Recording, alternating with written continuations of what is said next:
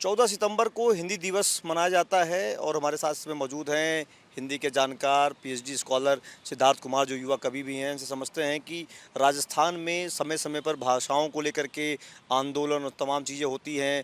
विश्वविद्यालय में भी कहा गया एआई का प्रयोग होगा। समझते हैं हिंदी कितनी बदली है, कहाँ हिंदी में रोज़गार बढ़े, किन चीज़ों पर काम हो रहा है, तमाम सारी बातों के लिए सिद्धार्थ जी आपका स्वागत है एबीपी लाइव पे। बहुत शुक्रिया आप सबका। आप युवा हैं और जिस तरीके से हिंदी को लेकर के तमाम बातें होती रहती हैं, कितना बदलाव आया हिंदी में? देखिए, एक तो किसी का शेर है कि इस तरह तो मोहब्बत में कमी होती है, माँ का एक दिन नहीं होता सदी होती है। तो मुझ जैसे आदमी के लिए जो हिंदी भाषा में काम करता है, हिंदी भाषा में सोचता है और उसी भाषा में लिखता है, तो उसके लिए महज एक ही दिन क्यों, हमारे लिए तो 365 दिन हिंदी दिवस है। उसी में सोचते हैं, उसी में काम करते हैं।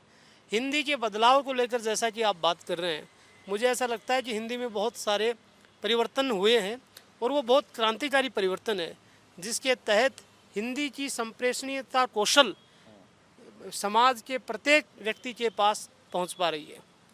रोज़गार के लिए कहा जा रहा था आने वाले समय में हिंदी में रोज़गार बहुत बढ़ेंगे। जिस तरीके से एआई का प्रचलन बढ़ा है पढ़ाई में, चीज़ों में, आपको लग रहा है कि कुछ उसका असर दिखाई दे रहा है रोज़गार के लिए? नहीं, मुझे ऐसा लगता है कि एआई जो है वो हिंदी कविता को लेकर या हिंदी को लेकर, देखिए आप जो हैं, मनुष्य ने तो दुनिया में सबसे बड़े जो आविष्कार किए हैं उसमें पहला आविष्कार है आग और दूसरा आविष्कार है पहिया। लेकिन उसी मनुष्य ने आग को माचिस की डिब्बी में बंद कर दिया या लाइटर में बंद कर दिया, पहिए के ब्रेक लगा दिए। तो जिस मनुष्य ने एआई बनाया है, मनुष्य उसका विकल्प भी तलाश लेगा, क्योंकि जो संवेदनाएं हैं, हिंदी संवेदनाओं का विषय है।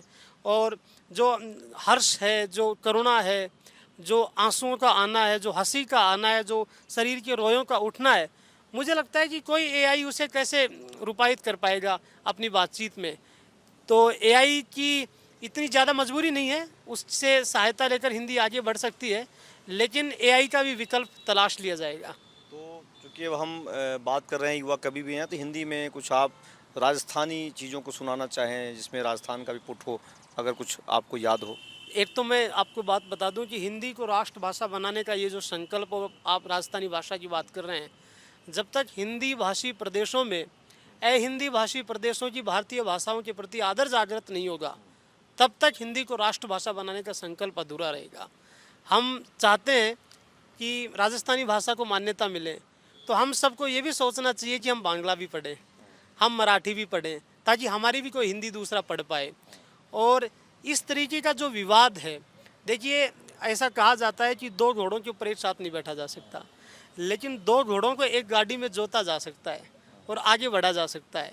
तो राजस्थानी और हिंदी दोनों को लेकर राजस्थान भारत के विकास में अपनी योगदान देगा। कुछ कविताओं को आप कहना चाह रहे हो जो आपने? राजस्थान में तो राजस्थान के कवियों में यहाँ कांदान कल्पित हुए, रेवनदान चारण हुए, मनुज देपावत हुए। यहीं के गणेशी लाल उस्ताद एक कवि थे और शिवचरण माथुर मुख्यमंत्री थे और वो सामने बैठे थे, और गणेशी लाल उस्ताद ने कविता पढ़ी कि इन घर ने पड़ी सुकरी झाई, इन दिस घर ने पड़ी सुकरी झाई, राज बदल गो माने काई। तो ये राज बदल गया, लेकिन हमें कोई आपत्ति नहीं है, हमें हमारे लिए कुछ नहीं बदला है, क्योंकि व्यवस्था बदलती है, वो चित्र बदलते हैं, चरित्र वही रहता है, मन बदलते हैं, मुखौटा वही रहता है। लेकिन मैं सुना देता हूँ आपको कुछ चार चार पंक्तियाँ, कुछ नवीन मुक्तक आपको सुनाता हूँ कि यत्र नारे सत्व पूजनते रमनते तत्र देवता वाले देश के विचार में यहाँ के घर में एक ऐसी घटनाएं घटती हैं और देश की सत्ता की कुर्सियों पर बैठे हुए लोग अपने अपने हित और अहित को लेकर चुप हो जाते हैं। तो एक कलमकार की जिम्मेदारी बनती है कि वो ऐसे लोगों को बेनकाब करें।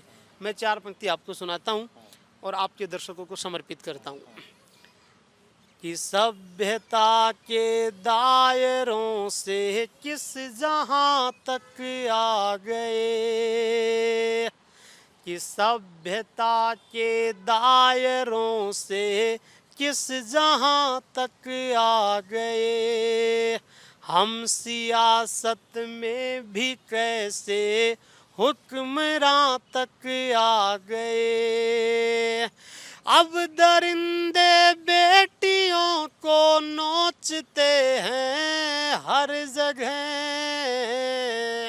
सोचना थोड़ा कहाँ से हम कहाँ तक आ गए। हम सबको सोचने की ज़रूरत है। और ये हिंदी का कवि और देश में इसी एक शोध से भी ज्ञात हुआ है कि जितनी भारत में भ्रष्टाचार से मौतें नहीं होती, जितनी दुर्घटना से मौतें नहीं होती, उससे ज़्यादा हिंदुस्तान में प्रेम प्रसंग में मौतें हो रही है। हिंदी का एक कवि देश के युवाओं को एक संदेश देना चाहता है कि 1498 में पैदा हुआ अमेठी के जायश नगर में एक कवि हिंदुस्तान के राजस्थान के राजपूताने के हिंदू घराने को आधार बनाकर एक कथा लिखता है जिसका नाम है पद्मावत। और उसकी प्रासंगिकता इस समय ये है कि आप किसी लड़की से या किसी लड़के से मोहब्बत कर सकते हैं, ये आपका मानवीय अधिकार है।